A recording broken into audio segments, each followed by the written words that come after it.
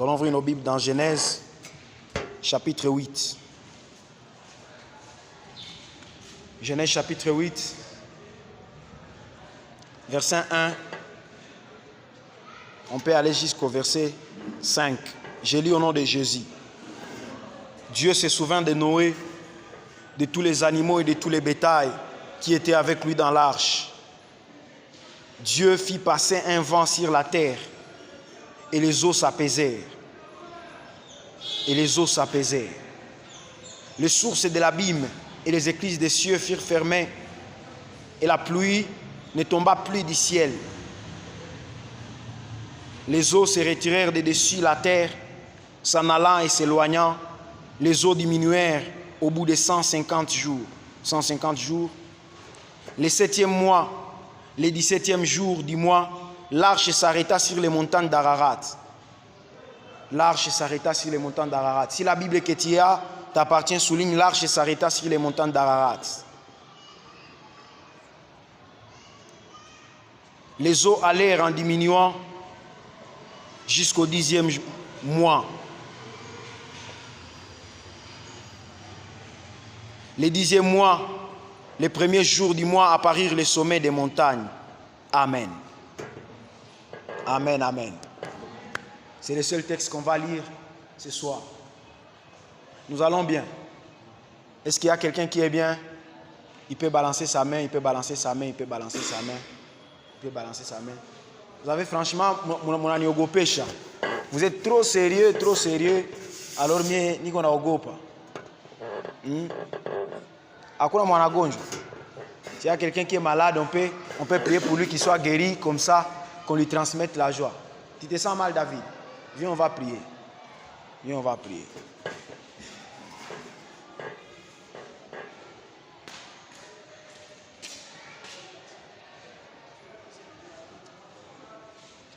Père, je suis en train de maudire la voix de la maladie au nom de Jésus. Je fais taire la voix de la maladie au nom de Jésus. Je suis en train de changer toutes ces particules toxiques dans son corps en vitamines au nom de Jésus-Christ. Partout là où la destruction était en train de passer, je suis en train de ramener la vie. Je transmets la vie à David maintenant au nom de Jésus-Christ. Le poison disparaît de son corps maintenant, afin que l'on sache que Dieu est Dieu et que la gloire revienne à notre Dieu. Je fais taire la voix du poison dans son corps maintenant, au nom de Jésus. Je déclare que partout là où il y avait des poisons, la vie est en train d'entrer au nom de Jésus-Christ. Je lui transmets l'antidote et il guérit maintenant, il reçoit sa guérison maintenant. Je déclare qu'à partir de maintenant, tout ce qui lui faisait mal est en train de cesser. Il n'aura plus mal dans le nom de Jésus-Christ. Amen. On peut acclamer pour Dieu.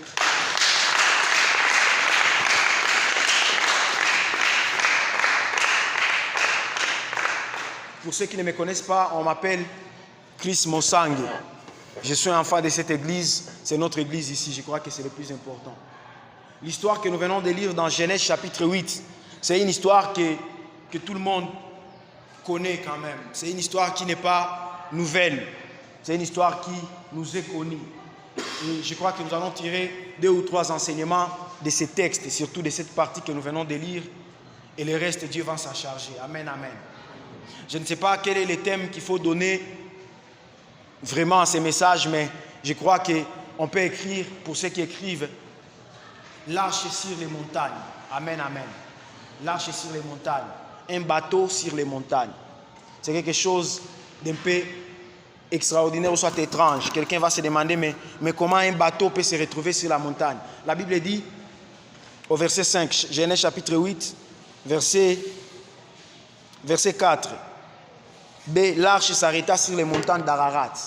L'arche d'alliance, l'arche de Noé, c'est un bateau, Alors d'habitude, les bateaux n'arrivent pas à la montagne. Les bateaux ne montent pas sur des montagnes. Les bateaux sont souvent soit dans les fleuves, soit dans les lacs, soit dans l'océan. Bref, les bateaux sont habilités à marcher dans l'eau. Mais ce bateau ici, bizarrement, il s'est retrouvé un jour sur la montagne. Amen, amen.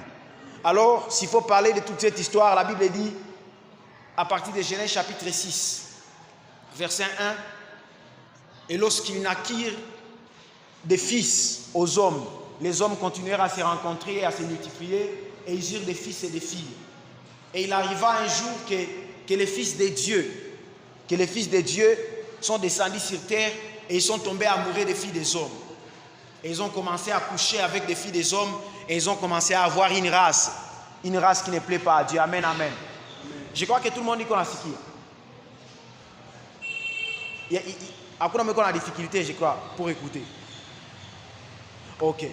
Les fils de Dieu, ils sont venus sur la terre, ils ont couché, ils ont connu les filles des hommes et ils ont commencé à faire une race hybride, qui n'est ni homme, qui n'est ni ange, mais une race hybride. On les appelle les géants, on les appelle les Néphilims. Les Néphilims. Alors la Bible dit cela fit une abomination devant Dieu. Cela n'a pas plu à Dieu. Cela n'a pas plu à Dieu. Et la Bible dit la terre fut corrompue, l'intégrité de la terre fut transformée. Tout ce qui était sur la terre commença à se corrompre. Et ces géants-là étaient vraiment une abomination devant l'Éternel. Mais la Bible dit l'Éternel a trouvé un homme qui était intègre et qui marchait avec Dieu. Cet homme-là, on l'appelle Noé. Et Dieu a dit à Noé, je vais passer par toi. J'aimerais nous dire d'abord par la première chose, le nom de Noé signifie repos. Alléluia. Le nom de Noé signifie repos. Vous savez, dans la Bible, souvent, certains noms indiquent même la destinée ou soit ce que la personne fera. Et plusieurs personnes disent peut-être que certains noms, on les donne après parce que les noms de plusieurs personnages bibliques sont même l'essence même de leur vie. Par exemple, des noms comme Josué, libérateur. Et toute sa vie, il joue ce rôle-là de libérateur. Noé, son nom signifie repos. Et pendant que Dieu était en train d'être troublé, parce que la Bible dit son père lui a donné le nom de Noé, parce qu'il était en train de se dire, celui-ci va nous donner les repos. Et probablement, Noé était né pendant que les fils des hommes, les fils de Dieu avaient déjà couché avec les filles des hommes. Donc pendant qu'il y avait déjà ces races hybrides, pendant qu'il y avait déjà ces abominations devant Dieu, pendant qu'il y avait déjà ces genres de péchés devant Dieu. Alors son père a dit, celui-ci nous donnera les repos. Et pendant que Dieu cherchait, pendant que Dieu était troublé, à force de voir ce qui s'est passé sur la terre, pendant que Dieu était dérangé, à force de voir comment les hommes vivaient, il s'est dit non, je dois venir chercher quelqu'un qui s'appelle repos. Amen, amen. Et quand Dieu dit, je vais purifier la terre, je vais exterminer la race humaine et commencer une nouvelle race. Souvent, les jets de Dieu, c'est quelqu'un. Amen, amen. Quand Dieu dit, je vais venir faire quelque chose à ta famille, il se trouve toujours un homme par qui il va passer pour accomplir son dessein. Alléluia. Quand Dieu dit j'ai, dans son j'ai, il y a lui et quelqu'un qu'il est en train de choisir. J'aimerais dire à quelqu'un ce soir, quand Dieu te dira, je vais faire quelque chose à la RDC. Quand il te dira cela, sache que c'est par toi qui va passer. Amen, amen. Un homme de Dieu avait dit, Dieu n'a pas des mains pour toucher les gens, Dieu n'a pas les jambes pour aller accomplir sa volonté, mais il a nos jambes pour aller accomplir ce qu'il veut et nos mains pour toucher là où il veut toucher. Amen, amen. Alors quand Dieu dit, je vais faire ceci, je vais faire cela, rassure-toi, c'est par un homme qui va passer. C'est par un homme qui va passer. Et je suis venu dire à quelqu'un, cet homme-là, c'est toi. Ah, on ne m'a pas entendu. J'étais en train de dire à quelqu'un ce soir, cet homme-là par qui Dieu veut passer, c'est toi. Il dit à Noé, je vais détruire la terre. Alors commence à fabriquer un bateau, commence à fabriquer une arche. Il a commencé à fabriquer, il a pris un arbre. Il a commencé à faire du bois et fabriquer un bateau, un grand bateau. Il dit, et Dieu dit, tout celui qui voudra entrer dans ces bateaux-là. Et la Bible dit, il a fait 100 ans en train de construire les bateaux. Il était en train de construire un très grand bateau. Il construit. Et après, lorsqu'il a achevé la construction, la Bible dit, ok, entre toi et ta famille, parce que les autres n'ont pas écouté ta voix, parce que les autres n'ont pas voulu écouter ce que tu étais en train de leur dire, fais entrer toi-même et ta famille, tes enfants et leurs femmes, toi, ta femme, tes 3 enfants et leurs femmes, au total 8 personnes, entrez et faites entrer aussi tous les animaux de la terre. L'espèce pire, faites entrer 7 et l'espèce impure, faites entrer 2. Bakaingiza, tous les animaux de la terre dans l'arche, Et un jour, Dieu a fermé la porte de l'arche. Et quand Dieu a fermé la porte de l'arche, la Bible dit, les portails de l'abîme se sont ouverts. Et il a commencé à pleuvoir sur la terre. Une grande pluie qu'il n'y en a jamais eu. La Bible dit, cela a fait 40 jours pendant qu'il pleuvait. 40 jours. Donc 1 mois et 10 jours pendant qu'il pleuvait sur la terre, jusqu'au moment où toutes les montagnes se sont enfermées. Je crois que ça, c'est la partie de l'histoire que nous connaissons tous. Maintenant, ici, là, que nous venons de lire, c'est après ces 40 jours.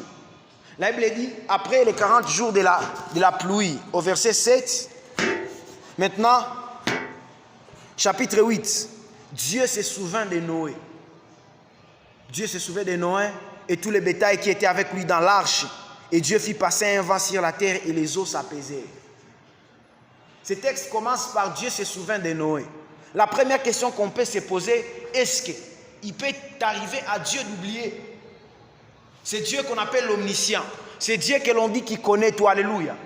C'est Dieu que l'on dit qu'il maîtrise toute situation. Mais on dit qu'il se souvient. Or, si quelqu'un peut se souvenir, donc il est possible aussi qu'il puisse oublier. Et je me suis posé la question, est-ce que Dieu peut oublier? Est-ce qu'il peut arriver que Dieu oublie? Mais on dit que Dieu se souvint de lui. Au fait, quand la Bible dit Dieu se souvint de Noé, cela n'est pas par rapport à Dieu, mais c'est par rapport au côté de Noé. Noé, quand il était dans l'arche, quand il voyait tout ce qui s'est passé autour de lui, les déluges et tous les problèmes, lui, il pensait que Dieu l'avait déjà oublié. Et pourtant que dans les plans de Dieu, il ne l'avait pas encore oublié, il n'avait simplement pas commencé à mettre de l'emphase sur lui. Est-ce que je suis en train de me faire comprendre? Souvent, nous pensons que Dieu nous a oubliés, et pourtant qu'en réalité, il ne nous a pas encore oubliés. Nous sommes simplement victimes de sa stratégie. Il connaît quand est-ce qu'il va nous faire entrer dans les jeux. Amen, amen. J'ai souvent l'habitude de dire que Dieu, c'est comme un coach de football. Et il connaît les joueurs qui vont commencer les matchs et les joueurs qui vont commencer sur les bancs. Ceux qui commencent sur les bancs, cela ne veut pas dire que les coachs ne les aiment pas. Amen, amen. Et ceux qui commencent dans les matchs, cela ne veut pas dire que les coachs les aiment plus que ceux qui ont été sur les bancs. Mais la simple différence, c'est seulement la stratégie du coach. Amen, amen. Si toi, tu as commencé dans les matchs et que moi, j'ai commencé sur les bancs de touche, ne te moque pas de moi. Tu n'es pas bon joueur que moi et je ne suis pas moins bon que toi. Je suis juste victime de la stratégie du coach. Amen, amen. J'aimerais dire à quelqu'un, nous sommes tous des victimes de la stratégie du coach. Le coach connaît à la 40e minute, il va me faire entrer pour que je sois bénéfique pour l'équipe. J'aimerais dire à quelqu'un, commencer les matchs, cela ne signifie pas marquer. Je peux entrer à la 80e minute et je marque le but de la victoire. Je peux entrer à la 50e minute et je deviens l'homme du match. Amen, amen. Je suis en train de voir un homme du match ici. Les autres ont commencé dans ceci, les autres ont commencé dans cela. Mais toi, Dieu est en train de te garder à côté parce qu'il connaît à la 40e minute, il va entrer. Alors si tu es sur les bancs de réserve, ne pense pas que Dieu t'a oublié. Si tu es sur les bancs de touche, ne pense pas que Dieu t'a oublié. Il ne peut pas oublier, il ne peut oublier personne. Amen, amen.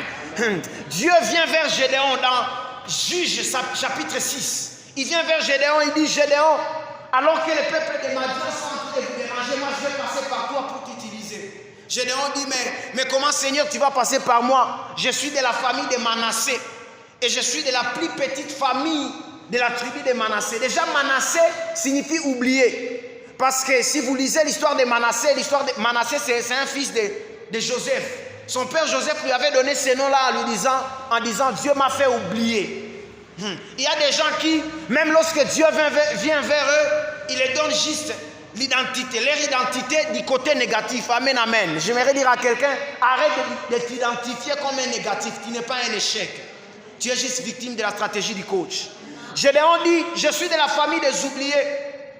Et puis je suis l'oublié des oubliés. Je suis de la plus petite famille des tribus de Manassé. Amen, amen. Mais j'aimerais dire à quelqu'un, c'est quand on est oublié qu'on est vraiment la stratégie de Dieu pour la surprise. Amen, amen. Les mots surprise n'existent pas si on a toutes les pièces et on les voit. Amen, amen. Dieu veut élever des gens où on ne saura pas tracer l'histoire de leur parcours. Quand Dieu veut utiliser les gens, il veut que ça soit des évidences, que tout le monde qui les verra, qui dise, il n'y a que Dieu qui peut faire ça. Il n'y a que Dieu qui peut prendre quelqu'un à tel niveau, qui n'a ni étude, ni connaissance, et le mettre à telle autre dimension. Amen, amen.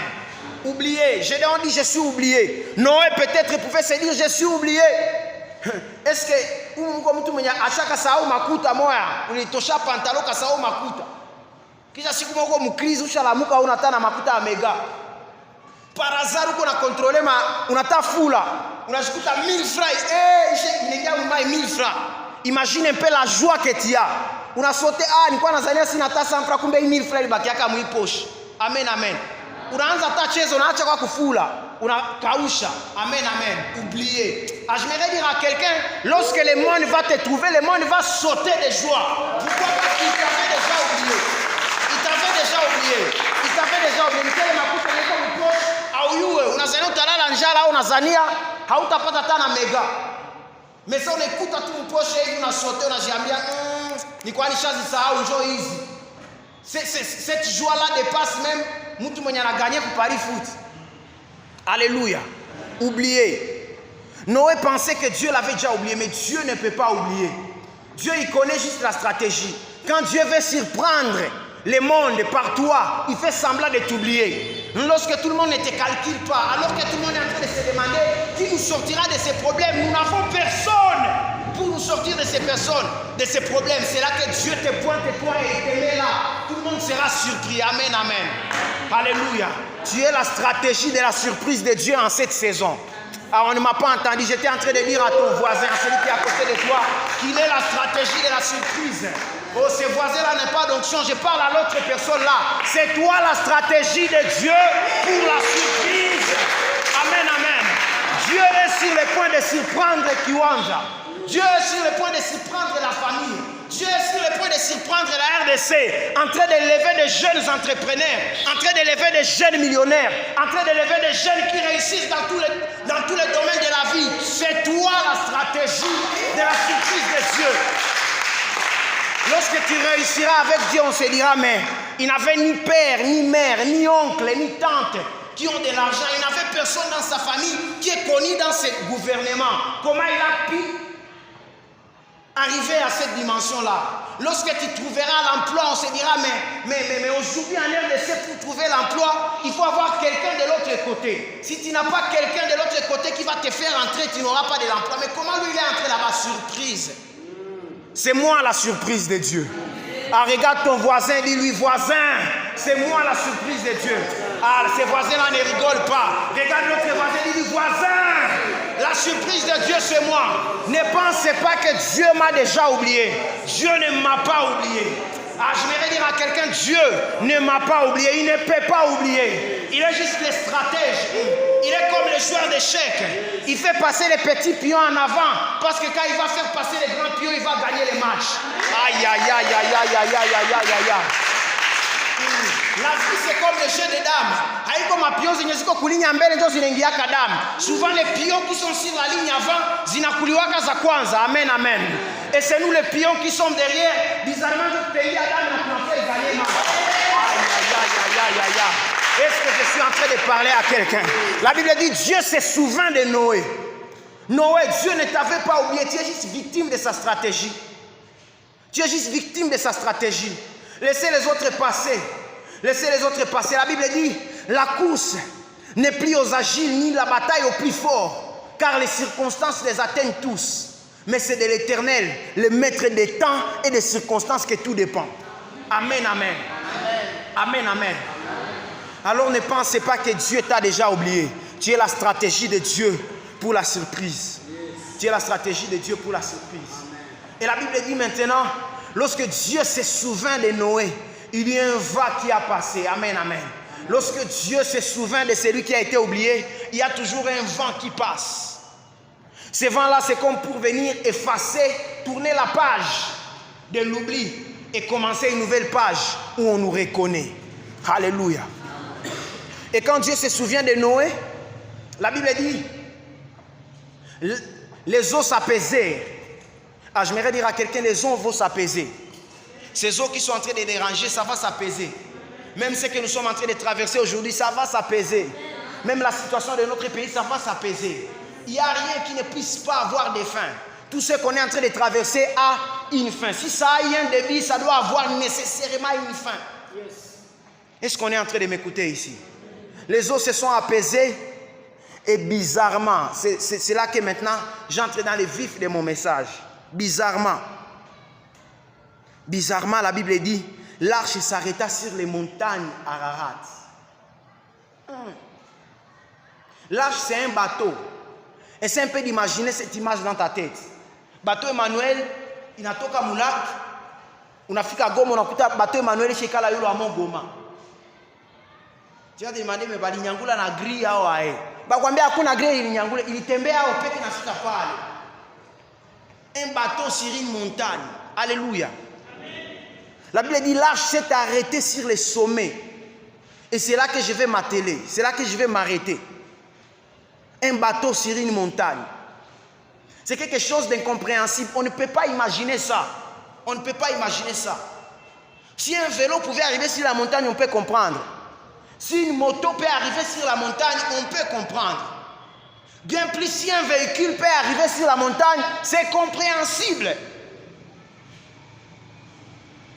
Mais un bateau sur une montagne, dans les capacités normales, dans les moments normaux, c'est impossible. Amen, amen. Tout celui qui peut trouver un bateau sur la montagne, on lui dit, ce bateau-là, hakuna grenye linyangula, on peut qu'il panda coule. Tout le monde dira, c'est impossible. Amen, amen.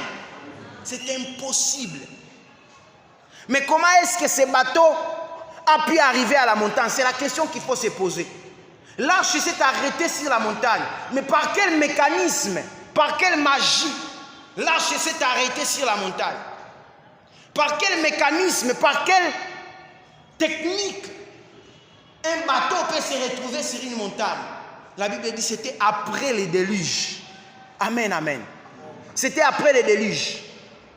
Le déluge, ce n'est pas un moment facile. Le déluge, c'est un moment où tout le monde est en train de mourir. Le déluge, c'est un moment où on peut appeler aussi la crise. Peut-être une crise économique, peut-être une crise financière. Parce que pendant le déluge, il n'y avait pas de marché.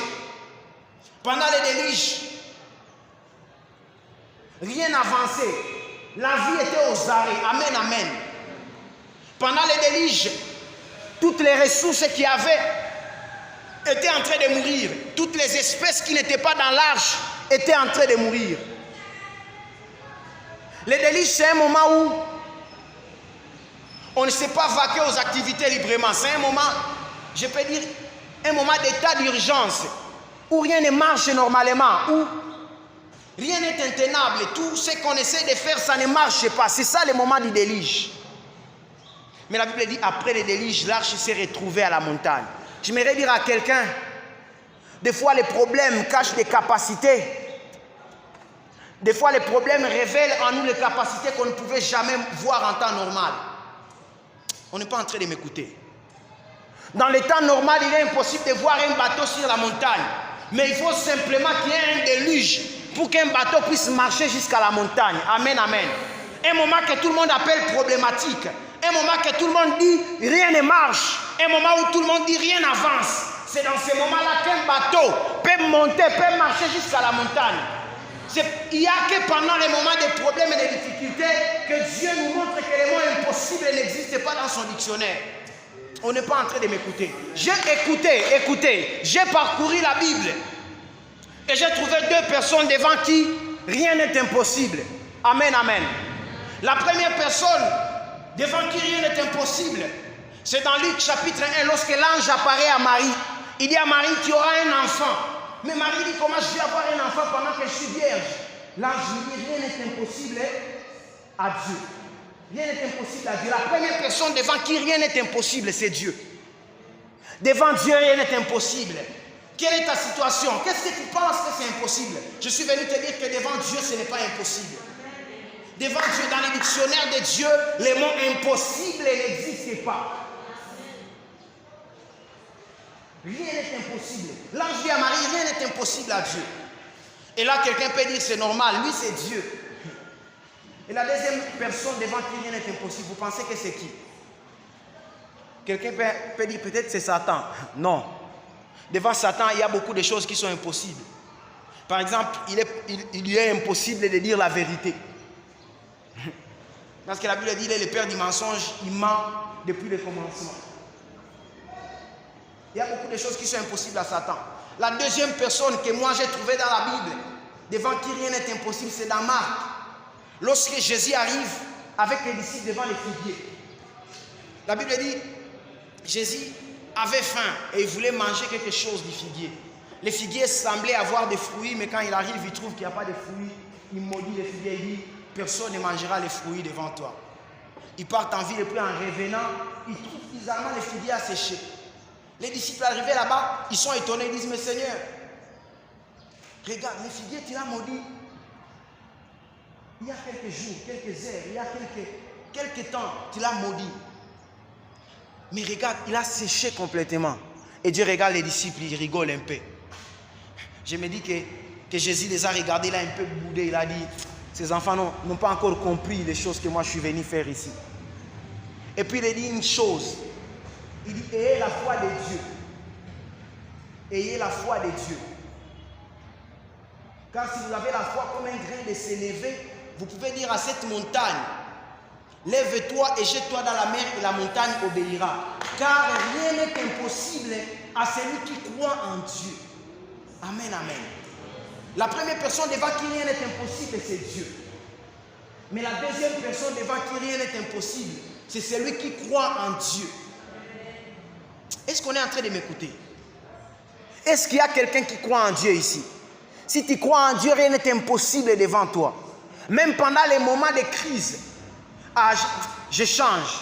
Je disais ceci. Les crises que nous voyons, que nous appelons crises, les problèmes que nous appelons problèmes ne sont pas des problèmes. En réalité, ce sont les stratégies de Dieu pour nous révéler les capacités que le monde pensait que nous n'avions pas. Tout le monde, quand il voyait Noé bâtir l'arche, il se disait, mais à cause de Noé, on a Nyangoulia Moulak. Mais cette arche-là a marché sans lac et est arrivée sur la montagne. On n'est pas en train de m'écouter ici. Cette arche-là a marché sans lac, sans océan, sans avoir été soulevée jusqu'au port. Mais cette arche a marché sur la montagne. C'était pendant les déluges. C'était pendant les problèmes. Je ne sais pas quelle situation tu es en train de traverser. Mais ce qu'on est en train d'appeler problème dans ta famille, ce n'est pas un problème. C'est juste quand Dieu va se souvenir de toi, quand Dieu va révéler en toi sa surprise, ces problèmes-là révélera aussi les capacités que toi-même tu ne croyais pas que tu as. Même l'arche, même le bateau lui-même connaît qu'il ne peut pas aller sur la montagne. Même le bateau lui-même connaît qu'il ne peut pas monter sur la montagne. Même le capitaine qui conduit le bateau connaît qu'il ne peut pas faire monter le bateau jusqu'à la montagne. Mais lorsque les déluges arrivent, bizarrement les bateaux se retrouvent à la montagne. Bizarrement les bateaux se retrouvent à la montagne. Nous sommes en train de traverser des problèmes dans ces pays. Mais bizarrement ces problèmes, à la fin de ces problèmes, je prophétise que nous nous retrouverons sur des montagnes. À une dimension où on ne pouvait pas penser qu'un jeune de Kiwanja peut arriver. À cause de ces problèmes de guerre, on y arrivera. Oh, j'aimerais dire à quelqu'un, on se retrouvera au sommet. Lorsqu'on essaiera de tracer notre histoire, on se dira, mais quelqu'un d'un passé pareil ne peut pas se retrouver à un tel niveau. Quelqu'un dont le passé est pareil, il ne peut pas se retrouver à une telle dimension. Mais qu'est-ce qui s'est passé? Il y a un déluge qui est passé. Il y a un problème. Je voudrais dire à quelqu'un, ces problèmes-là, c'est pour te fabriquer un témoignage. Tu te tiendras devant les gens. Tu diras, ça n'a pas été facile, mais Dieu a été fidèle. Ça n'a pas été facile, mais Dieu a conservé sa fidélité. Ça n'a pas été facile, mais Dieu ne m'a pas abandonné. Ça n'a pas été facile, mais par ces problèmes, la solution de Dieu s'est manifestée dans ma vie et je me suis retrouvé à une dimension que dans le temps normal, je ne pouvais pas me retrouver. Et qu'est-ce qu'il faut maintenant pour y arriver? Pendant les problèmes, la Bible dit, le jour du bonheur, réjouis-toi. Mais au jour du malheur, réfléchis. Amen, amen. La première des choses pour arriver à se retrouver à la montagne, après les moments de crise, c'est savoir se placer par rapport à l'histoire. Alléluia.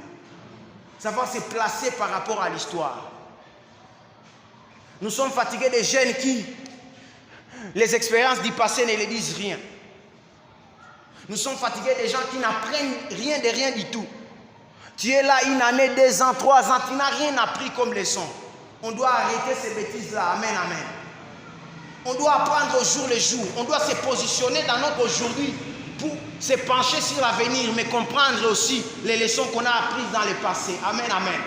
J'aimerais dire à quelqu'un, la vie c'est une école de Dieu. La vie c'est une école qui vaut plus que l'université. La vie c'est une école qui vaut plus que l'Institut Jikaz.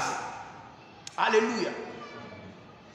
Et j'ai souvent l'habitude de dire, dans l'école de Dieu, toute matière apprise, non comprise, sera reprise pour une bonne maîtrise. Je répète, dans l'école de Dieu, toute matière apprise, non comprise, doit être reprise pour une meilleure maîtrise. Amen, amen. Ce que Dieu t'a appris et que tu n'as pas maîtrisé, que tu n'as pas compris, il doit les reprendre pour que tu puisses bien les maîtriser. Pourquoi nous n'arrivons pas à avancer? C'est parce que nous ne tirons pas les leçons des choses qui nous sont arrivées dans le passé. Il faut savoir se positionner dans l'histoire. Amen, amen. Bien sûr, Dieu t'a dit que demain tu seras quelqu'un de grand. Bien sûr, nous sommes tous porteurs des promesses de Dieu ici. Ce que j'aime avec les promesses de Dieu, c'est que si moi j'ai des promesses, ça n'empêche pas que Dieu puisse donner des promesses aussi à quelqu'un d'autre. Moi j'ai mes promesses, tu as tes promesses, l'autre a aussi ses promesses. Mais pourquoi les promesses des uns se réalisent, les promesses des autres ne se réalisent pas? Parce qu'il y a ceux qui apprennent rapidement et les autres n'apprennent rien du tout. Amen, amen. Arrêtons de dire que la jeunesse c'est l'avenir de demain. Papa, avenir c'est déjà dans le futur et puis encore demain. Nous ne sommes pas l'avenir de demain, nous sommes l'avenir d'aujourd'hui. C'est aujourd'hui que nous devons travailler pour que cet avenir-là soit bien. Mais quand on dit que nous sommes l'avenir de demain, on a toujours tendance à reporter tout à demain. Non, tout ne doit pas être fait demain. C'est ce qu'on fait aujourd'hui qui déterminera ce que nous serons demain. Nous voulons être à la montagne demain. Alors on doit comprendre de ce qui nous est arrivé dans le passé à partir d'aujourd'hui. Nous sommes fatigués des jeunes qui vont seulement à la montagne pour prier, qui vont seulement dans des retraites pour prier. Après la prière à la retraite, il vaut mieux s'asseoir et réfléchir. Qu'est-ce que Dieu voulait m'apprendre par telle ou telle autre situation? Si les situations que tu es en train de traverser dans ta famille ne t'apprennent rien, alors tu n'es pas un candidat disposé à être sur la montagne après les déluges. Ah, on n'est pas en train de m'écouter.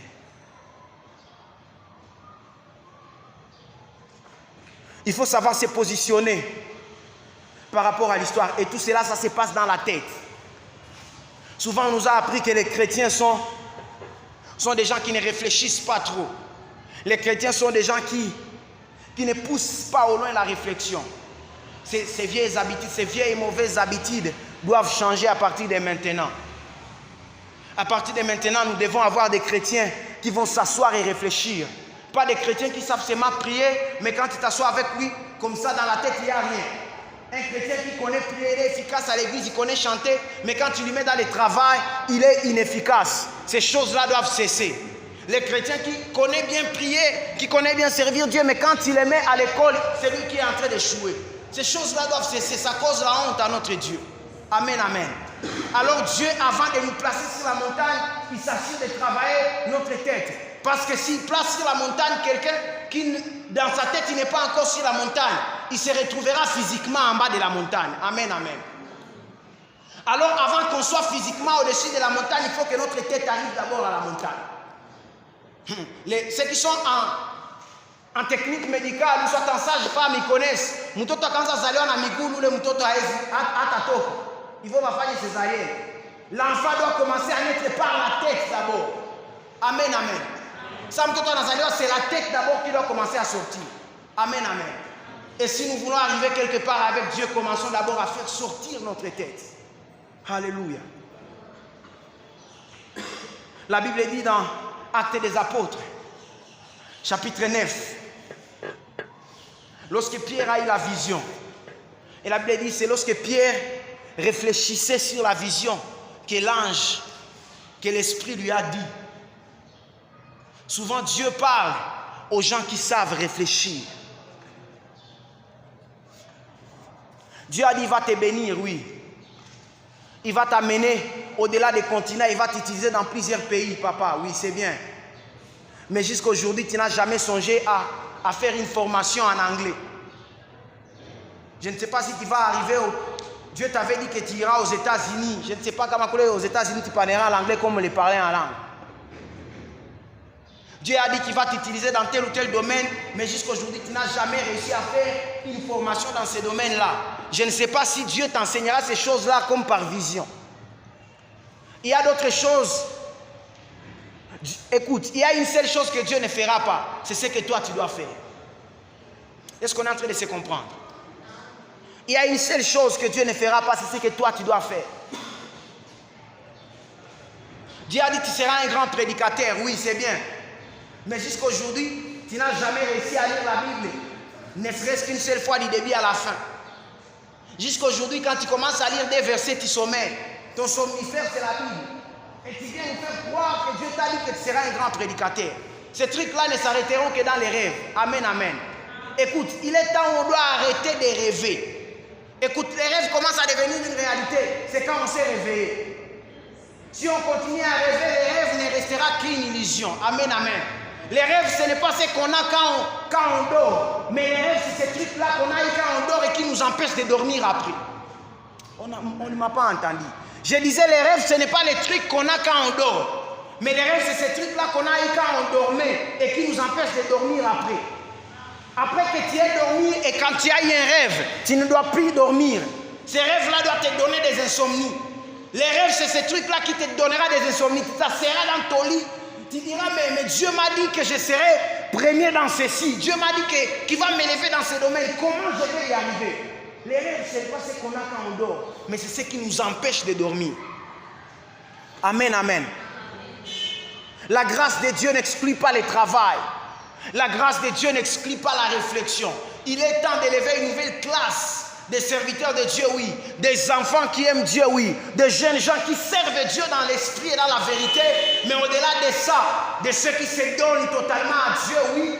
Mais aussi ceux qui sont intelligents, qui savent réfléchir, qui savent trouver des solutions là où tout le monde voit problème. Qui savent trouver des opportunités là où tout le monde voit des problèmes. Pas des chrétiens paresseux, comme on en a eu les saisons passées. Amen, amen. L'arche s'est trouvée au sommet de la montagne. L'arche s'est trouvée au sommet de la montagne. Je disais, après cette crise, tu trouveras en toi des capacités que toi-même tu ne penseras pas que tu as. Après cette crise, tu trouveras en toi des capacités que toi-même tu n'imaginais pas avoir en toi. Et comment ça se passera? À cause de la réflexion. Au jour du bonheur, réjouis-toi, mais au jour du malheur, réfléchis. Et puis j'aime les versets qui viennent après. La Bible dit, lorsque les eaux ont commencé à baisser, alléluia. Lorsque les eaux ont commencé à baisser,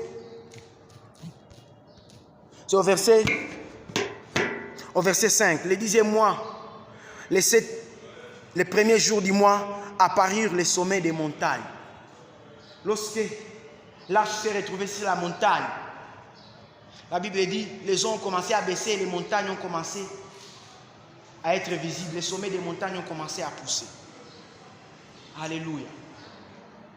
Là, il y a quelque chose que j'apprends. Le déluge est passé, les eaux commencent à baisser et les montagnes commencent à apparaître. Les grandes montagnes commencent à apparaître. Et bizarrement, Noé était dans l'arche. Amen, amen. Noé était dans l'arche. Il regardait dans la fenêtre de l'arche comment les eaux baissaient et comment les montagnes poussaient. Quand est-ce qu'on doit voir les montagnes pousser? C'est seulement après un déluge. Amen, amen. Les enfants qui sont nés dans l'abondance, des fois, ils n'ont pas une grande histoire à raconter. Mais Noé qui a vu les déluges et qui a vu comment les déluges, qui a survécu du déluge, il peut raconter une histoire. Il dit, moi j'ai vu cette montagne-là pousser. Amen, amen. Ah, on n'est pas en train de m'écouter. Vous allez me comprendre tout à l'heure. Ces problèmes-là que nous sommes en train de traverser ici, des fois après les problèmes, ça laisse chaos. Lorsque le déluge est passé, ça, déluge inapita, tout ce que Noé pouvait voir, c'était une surface des eaux. Il ne voyait rien que les eaux. Amen, amen. Il ne voyait rien que les eaux. Le déluge a laissé le chaos. Ces problèmes ont laissé le chaos dans ta vie. Ces problèmes ont tout détruit dans ta vie. Tu n'as même plus espoir de continuer à survivre. Noé a envoyé la colombe, Noé a envoyé les corbeaux, mais il n'y avait plus espoir. Les corbeaux est allé, il n'est jamais revenu.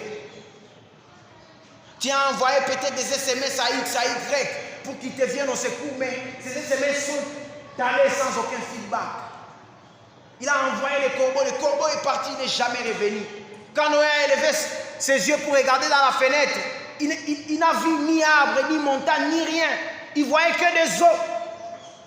Il voyait seulement les eaux jusqu'à la fin. Tout le monde était rempli des eaux. Il était le seul habitant, le seul survivant.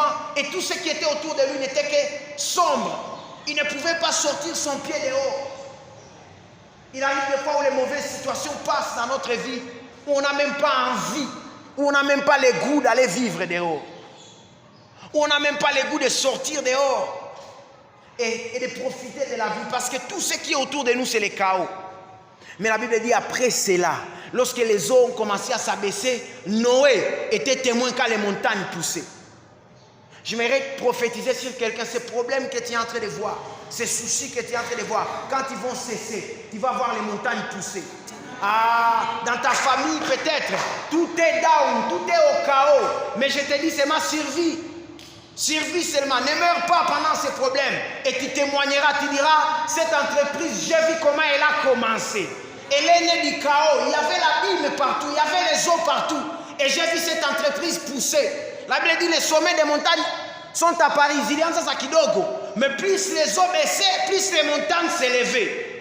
On ne m'a pas entendu, j'ai dit, plus les eaux baissaient, plus les montagnes s'élevaient. Tu témoigneras, tu diras, cette grande entreprise que vous voyez, moi je l'ai vu quand elle a commencé à pousser.